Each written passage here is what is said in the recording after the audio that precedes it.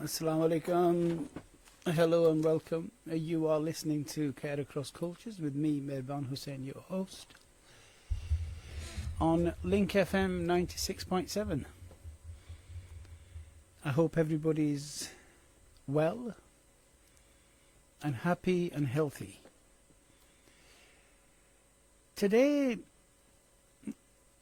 I'm going to be talking about something that's close to my heart. Mental health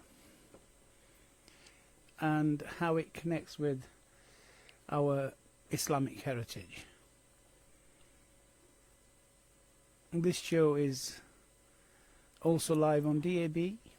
If you want to join the conversation, please call us on 0114 261 8181 or send us a message on WhatsApp 07 939 849 339. A quick disclaimer: all the views and opinions expressed on this program belong to me, and any callers who join the program and are not necessarily those of Link FM or of the organisations that we may represent.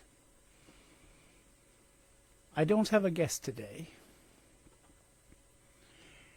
and the reason I don't have a guest is because today I just wanted to have a conversation with you. दिल की बातें आपके साथ, और उम्मीद है कि आप हमें ज्वाइन करेंगे और अपने दिल की बातें हमारे साथ शेयर करेंगे. Mental health is something that I've been very passionate about for 3 decades. And there are many reasons for that. One of the reasons for that is that mental health, mental illness, जो भी आप कहना चाहते हैं, ज़हनी बीमारी, ज़हनी परेशानी, well-being, wellness, मुख्तलिफ इसके नाम हैं. But the biggest issue that I keep coming across is a fear, a stigma, misconceptions, misunderstandings, denial, are chief among these. Over the past 2 programs I've had professionals, highly qualified consultant psychiatrists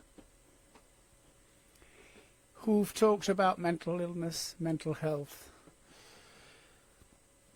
from a purely medical viewpoint. They talked about the challenges, they talked about the misconceptions, they talked about treatment, and they shared some personal journeys across mental health. One of the key learnings that I got from the last 2 weeks is that mental health should not be treated any differently to physical health. It is an illness, and there are treatments for this. But in spite of this, many people don't seek help for mental illness until it becomes really profound and it's having a huge negative impact on their life and the life of their family and loved ones. So today I thought, let's have a heart-to-heart conversation, and let's see if we can break down some of these myths, some of these misperceptions, conceptions, and let's really have a conversation. Let's start talking about mental health. Now, when we think about mental health, we often picture modern clinics or Western therapy. But today I'm going to share with you something different, specifically aimed at the Muslim community. And did you know that over 1,000 years ago, Muslim scholars were already writing about mental health? I want you to think about that. Over 1,000 years ago, Muslim scholars were already writing about mental health. One of them was a physician called Al-Balkhi, who lived in the 9th century. And he talked about two types of depression. One caused by life events, and one that comes from within. That's really interesting, because that's very similar to what we now call reactive and clinical depression. Al-Balkhi believed in treating the mind, body and soul together.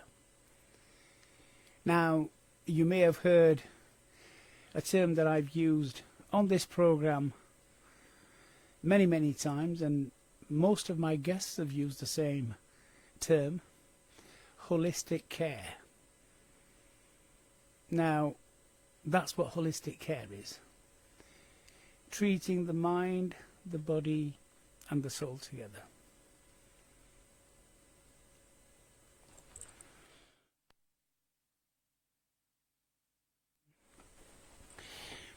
Al-Balkhi was doing therapy over 1,000 years before CBT was invented. Now, CBT is cognitive behavioural therapy. Now let's pause. I want you to pause there for a moment. Who's heard of Al-Balkhi before I mentioned him today? I'm sure there are people out there who have. And if you are one of those people who know about Al-Balkhi, I'd love to hear your views, your opinions, and please phone us and let's have a chat about Al-Balkhi. An interesting point is that I want you to think about the idea that therapy has roots in the Islamic faith from 1,000 years ago. That for me is a sobering thought. Now, there are lots and lots of other people. Another Muslim scholar called Al-Razi treated mental illness as a medical issue separate from physical illness. So, a long time ago. There are two key things I want to talk about this. Is that one is that it was recognized by Muslim scholars that mental illness, mental health is a medical issue, and secondly that it's separate from physical illness. So they both need to be treated separately. I just want you to think about that for a moment.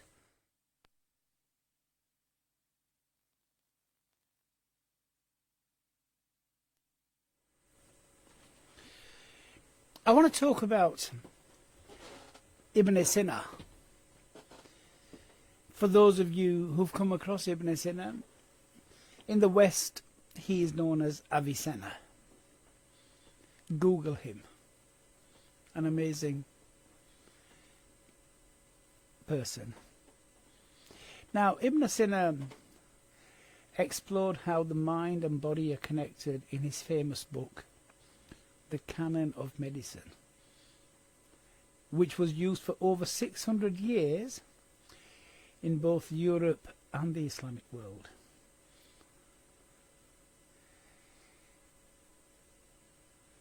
Hospitals called, I love this word, Bimaristans. So joined up from Bimar, as in unwell, ill, and Stan meaning a place or land.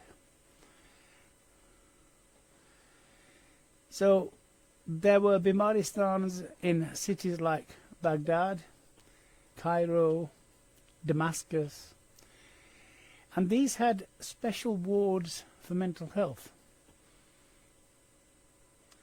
They offered free care to everyone, created healing environments, and supported patients after discharge. This sort of links in, this free care to everyone, links in with hospice care. I talk about hospice care and cancer and life-limiting illnesses, and as I have mentioned on numerous occasions, that all the care that's provided in a hospice is free of charge. And it's helpful to understand also that this is not something new. The Islamic world has been providing this for thousands of years. Now, this rich history shows that mental health care is not just a modern Western idea. It's deeply rooted in Islamic tradition. Knowing this can help Muslim communities today feel more confident about seeking professional help and challenge the stigma around mental health. So this is really, really important because many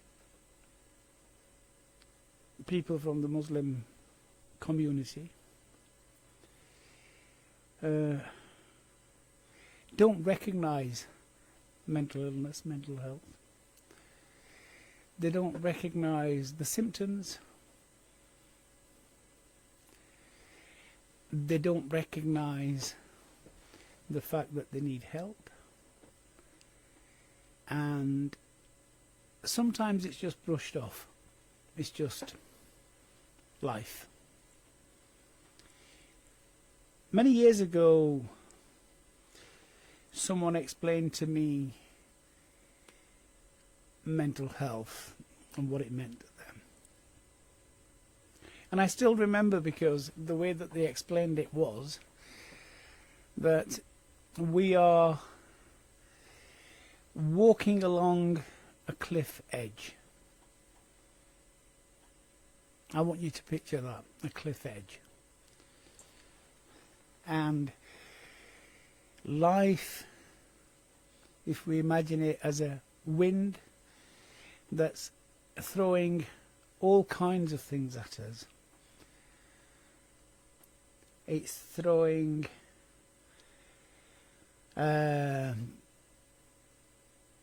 lots of difficulties, worries, anxieties, and usually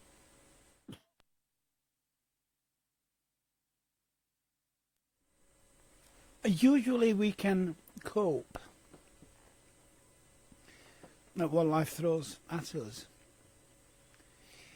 But all of these things just build up and build up and build up if we don't recognise what it is and if we don't do something about it. If we don't seek help. And finally, there comes a time when something else comes along, another issue, another problem, that then pushes us over that cliff and we fall down. And that's when serious issues happen. We might have a breakdown, a nervous breakdown, and not able to work, not able to function, not able to do anything. And that's when we end up potentially at a hospital with not just mental health issues, but potentially physical health issues as well. And that's something that's always stayed with me. Now,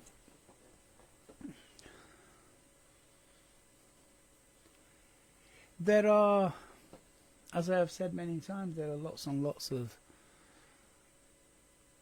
support services, support mechanisms out there.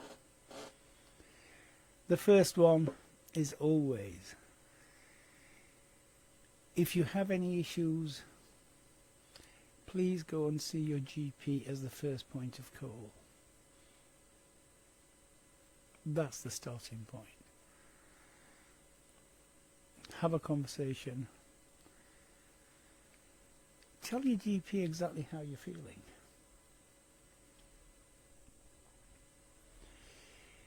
And I know that sometimes it's difficult to talk about these things. But what I do suggest and what I urge people to do is that if you can't go by yourself, take a friend, take a family member with you. And if you don't want to do that either, because sometimes this is a very personal thing and we want to safeguard our family and we don't want to burden our friends, make little notes of how you feel,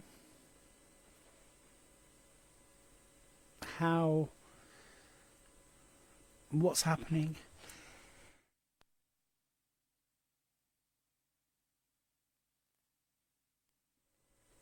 when it's happening, and these will help when you go and speak to your GP. And if you feel that, oh well, you know, English is not my first language, or that your English is not very good, you can ask for an interpreter when you book the appointment. It's really important that you do that, because once you've seen your GP, then other doors of support and care and services will open up. I want to talk a little bit about, I've mentioned al-Balkhi. I want to talk about some other Islamic scholars as well before we go into the break.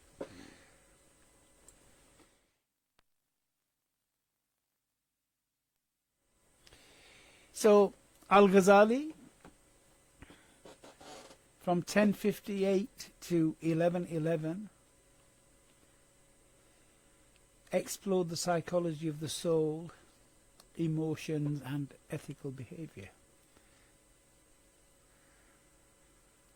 Ibn Qayyim al-Jawziyah, 1292 to 1350, wrote on emotional regulation, grief and spiritual healing.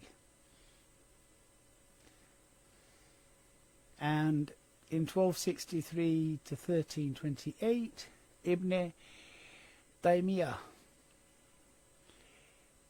addressed and spoke about trauma, mental distress, through theological frameworks. Now, the reason I'm mentioning these and the reason I'm giving you these dates is to help understand that mental illness is not a new phenomenon. It's not something that is just being identified in the West. There is a rich historical, academic grounding and understanding of what mental illness is throughout the Islamic world.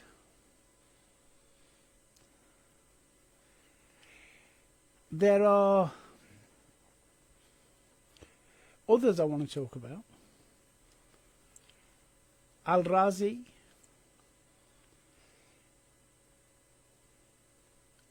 another Islamic scholar, talked about hospitals with psychiatric wards, and he rejected supernatural causes. So when I say supernatural cause, we're talking about possession and those kinds of things.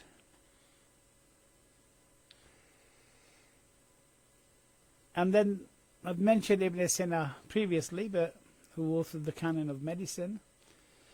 But key an aspect of that, of what Avicenna did, was he included something called psychosomatic illness. We'll touch on that a little bit further after the break. If you've just joined us, you are listening to Care Across Cultures on Link FM 96.7 with me, your host, Mirban Hussain. I'll be back shortly after the break.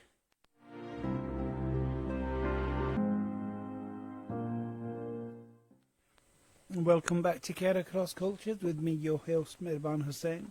You're listening to us on Link FM 96.7. If you'd like to join the conversation, please call us on 0114 261 8181. Or you might prefer to send us a text message on WhatsApp 07 939 849 339. Thank you for joining me again.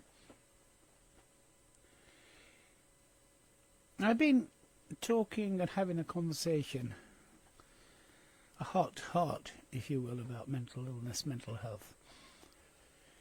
And this is so important because there's so much help and support available. And it's really, really important that we go out and seek that help at the initial stages. And I'm hoping that through having this conversation with you, if you are yourself or a member of your family or someone that you know, perhaps you could share some of what we talked about with them.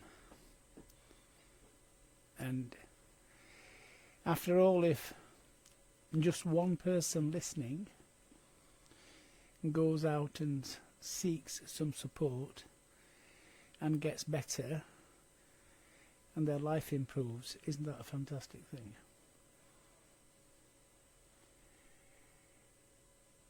So I want to talk a little bit about Bimaristans, or hospitals of compassion. So as I've said earlier, these were early hospitals in the Muslim world. They were not just places for physical illness. They had psychiatric wards, spaces for people struggling with their mental health. And doctors like Al-Razi and Ibn Sina treated mental illness as a health issue, not a moral failure. I want you to think about that. It's not a moral failure. It is an actual health issue. It's an illness. Now, that's really powerful, especially when we think about how stigma still affects our communities today. And mental illness, mental health, the stigma around it is very closely related to the stigma around cancer. I remember 30 years ago, and to some extent even now, there are people that won't even say the actual word cancer. They say, oh, the C word.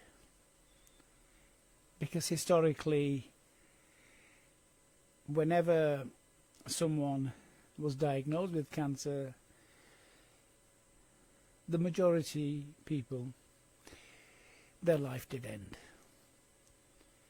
But medicine has improved so much now that so many cancers are treatable, curable, and even the ones that are not, there is something called palliative care, where we can support people to live really good lives.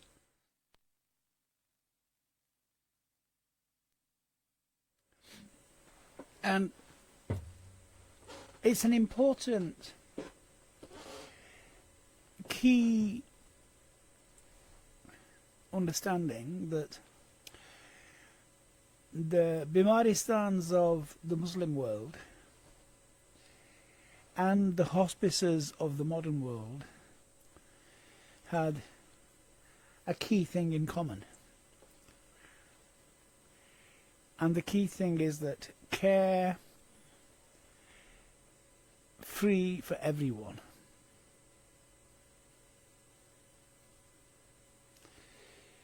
Now, in the UK today, we're seeing some services trying to bring this spirit back. For example, there's Sukoon counselling. There's the Muslim Mind Collaborative, which offer therapy that respects faith and culture. These are just two examples of organisations who understand that mental illness is something that we can treat and we can help people with. Now, this isn't just a story that I'm sharing with you. This is not a history lesson. Seeking help for your mental health isn't a weakness. It's part of the Muslim Islamic faith. It's a legacy that you as Muslims need to reclaim. And if only one thing that you take away from today is, let's start to talk about mental health in our homes, in our mosques, in our communities.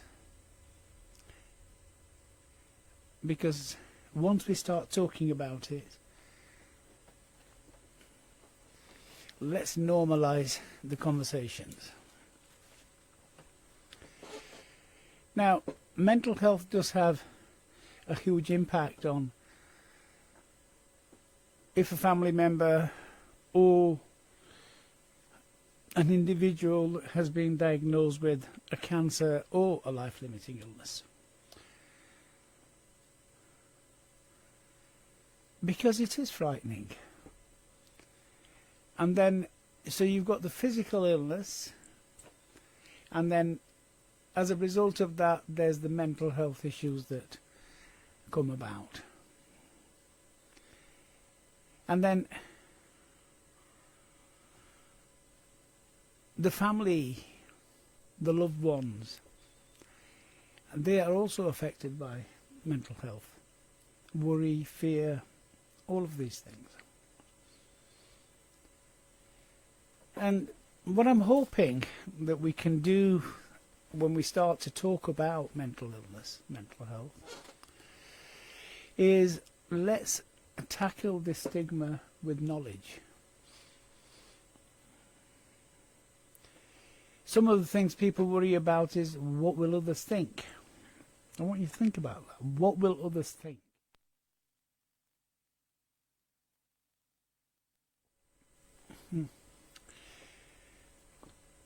Some people will fear that they're being judged.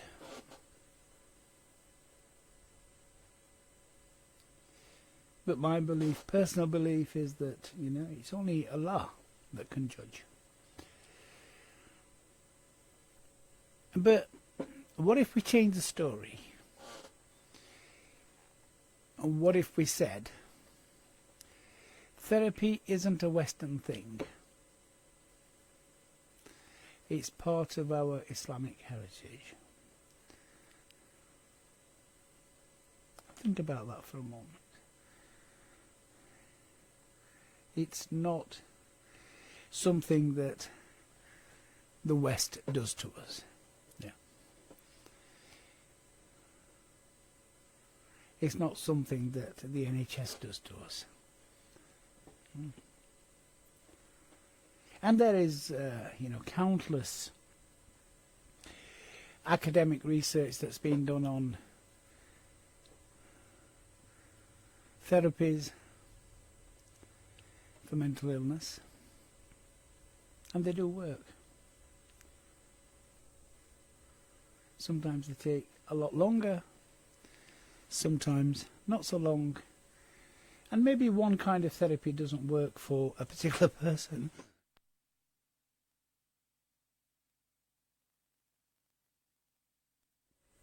But there are many, many different types of therapies.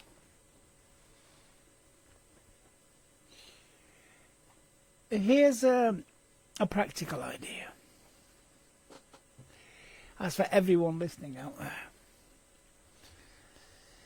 let's run a community education campaign in your own communities, even in your own homes, families. And a call out to all the masjids.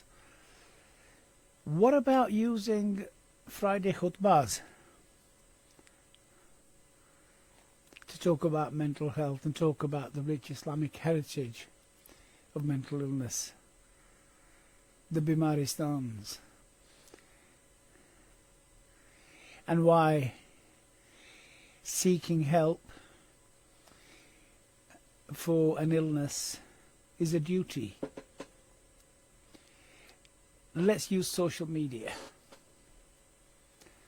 Facebook, WhatsApp, TikTok. And how about having health events to share stories and facts? Let's show each other that help seeking is part of our faith. It's not a shameful or a weak act. I know that in places like Bradford, Birmingham, London, there are groups already doing this. They're working with imams, schools, and youth groups to spread awareness. And it's so important that we start to have these conversations. There may be groups already existing wherever you are. You know, reach out and go and join them, go and join an event. Share your journey. Now imagine this. A mental health centre in, I'm going to say Rotherham because that's where I'm from, but it could be in Sheffield, Coventry, Birmingham, Aberdeen, Wakefield, anywhere, wherever you are. And this mental health centre is funded by the community, inspired by the Bimaristans of 1,000 years ago, which offers therapy, faith-based support, and a welcoming space for everyone. Now, you don't have to set a new one up. There are lots and lots of organisations already out there. There are lots of groups. Go and join them. But start talking about mental health. Have those conversations. Now, I came across something called the original Bimaristans were set up through something called Waqf, which is a charitable endowment. Now, what that actually means is that it's a donation in Islamic law, and that involves giving property like land or buildings for religious or community benefit. Now, here's the key thing: without expecting it back. Once donated, the property is then managed by a Waqf board, and it continues to help people even after the donor has passed away. Sadqa Jariyah, as we, the Muslims amongst us, will understand. It's how many hospitals and schools were built in the past. But here's another thought. You could potentially explore partnerships with organisations already, like the hospices, to make this happen. I've got a couple of questions for you. Would you support a project like this? What would you want it to include? Go out there and have these conversations. It's really, really important.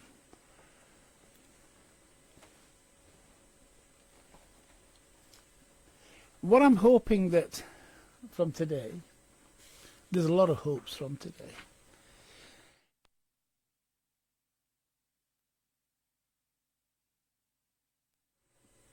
This is a shout out to everybody.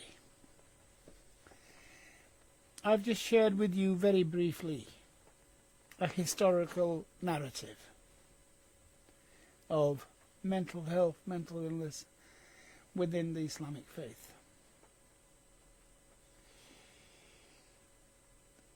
Let's launch a community education campaign using this narrative. Let's reframe mental health treatment as an Islamic tradition, not a Western import.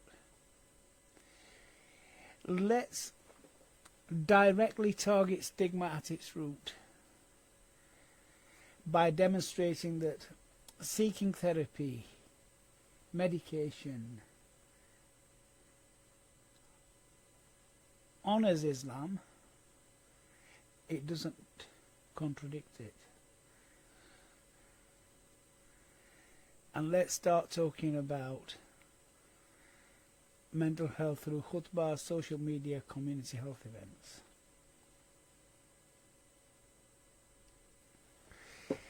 Now,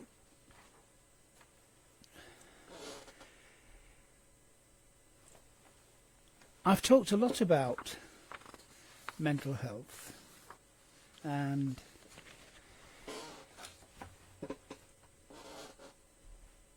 if you've just joined us, you are listening to Care Across Cultures with me, your host Mirban Hussain. Today we're talking about mental illness and mental health.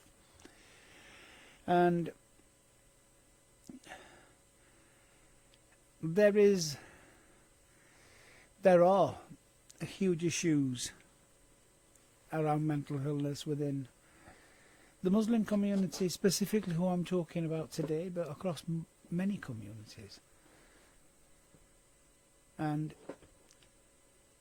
I'm relating this to the same kind of stigma against cancer, lack of information, lack of knowledge, sometimes denial, sometimes shame, a lot of fear,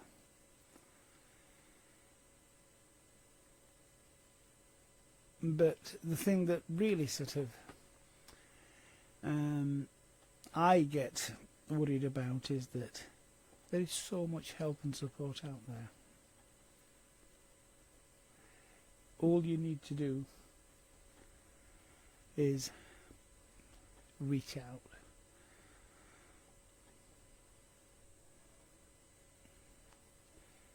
That's all you need to do. Reach out, have a conversation, and asking for help is not weakness. It is strength and it is wisdom.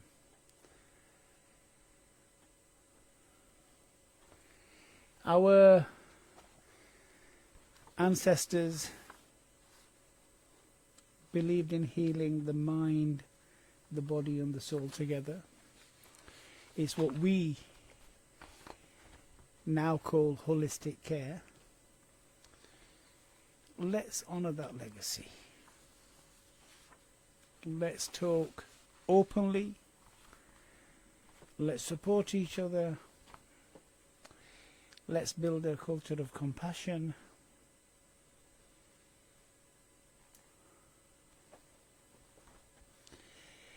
And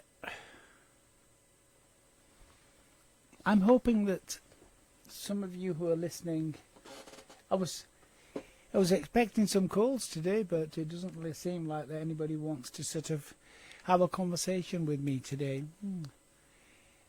But never mind. You're welcome to send me a text message, ask me a question. But I've talked about a lot of things today. It might be that some people listening out there say, actually, Mirwan, I disagree with that. I'd love to hear your views. Or I'm sure out there who are listening, there are many, many people who will have a better understanding of mental health than I have.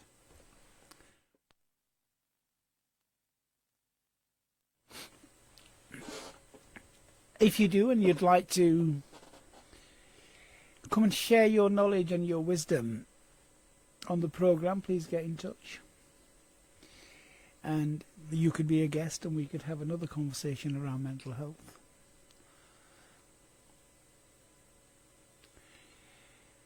So today we talked, I'm just thinking of bringing the programme to a close.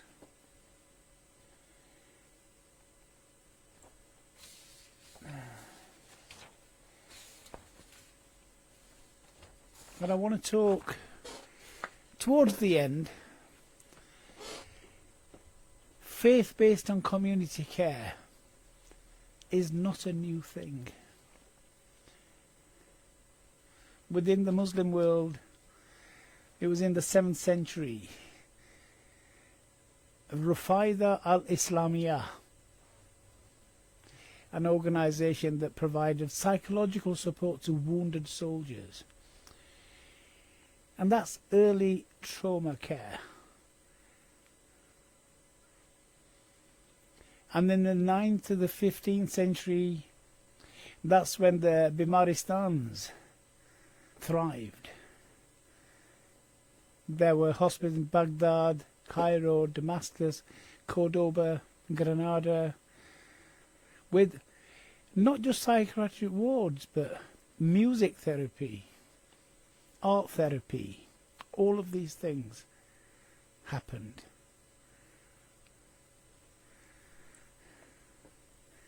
And not to forget Islamic legal traditions, Quranic and Hadith-based protection for mentally ill individuals. So I'm coming to the end of my program today. So what I'd like to leave you with today is that